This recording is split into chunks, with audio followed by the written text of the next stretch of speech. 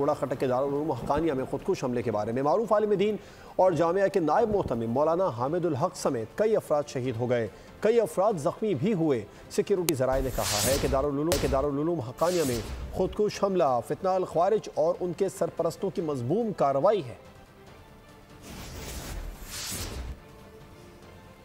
اکوڑا خٹک کے دارالعلوم حقانیہ میں خودکش حملہ ہوا، معروف عالم دین اور جامعہ کے نائب محتمم مولانا حامد الحق سمیت کئی افراد شہید ہو گئے، کئی افراد زخمی بھی ہوئے ہیں۔ سیکیورٹی ذرائع نے بتایا ہے کہ دارالعلوم حقانیہ میں خودکش حملہ فتنہ الخوارج اور ان کے سرپرستوں کی مذموم کارروائی ہے۔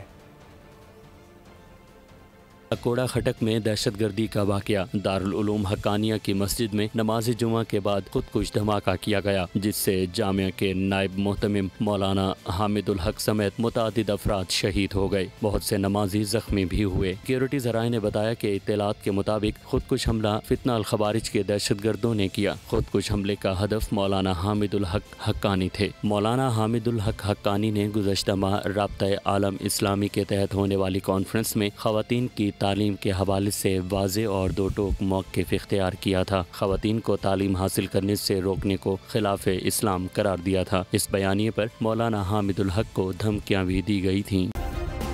سبسکرائب کریں اور بیل دبائیں تاکہ کوئی خبر رہ نہ جائے۔